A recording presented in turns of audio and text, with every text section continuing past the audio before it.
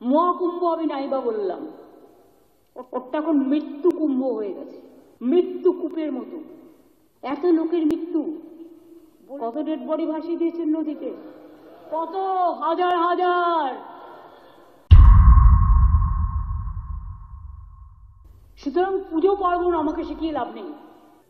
মহাকুম্ভ আমি নাইবা বললাম, ওটা এখন মৃত্যু কুম্ভ হয়ে গেছে,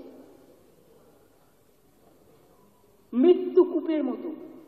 আমি মহাকুম্ভকে সম্মান করি, আমি শ্রদ্ধা জানাই, পবিত্র গঙ্গা মাকে আমি সম্মান করি।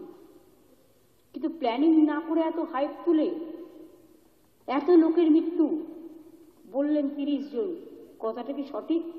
কত ডেড বডি ভাসিয়ে দিয়েছেন নদীতে, কত হাজার হাজার। 8 বার আগুন লেগেছে। বড় লোক আর ভিআইপিদের জন্য লক্ষ টাকার ক্যাম্প, আর গরিব লোকেদের, সাধারণ লোকেদের জন্য লাইনে দাঁড়ান 15 ঘন্টা 20 ঘন্টা দাঁড়িয়ে, যদি একটা মাদুরেও বসে 2000 টাকা, এক কাপ লাল চাও 500 থেকে 2000 টাকা।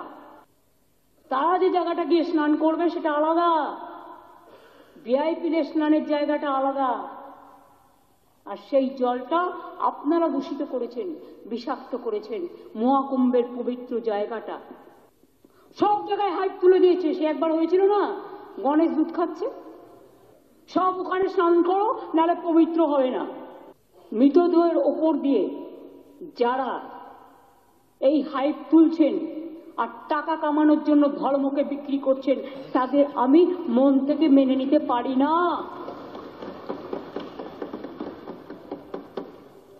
একটা বড় অনুষ্ঠানের স্ট্যাম্পেড হতেই পারে, কিন্তু তার জন্য প্ল্যানিং করতে হবে। কি প্ল্যানিং করেছিলেন আপনারা? মহাকুম্ভ শুরু হওয়ার দিন পর্যন্ত কোনো প্ল্যানিং হয়নি।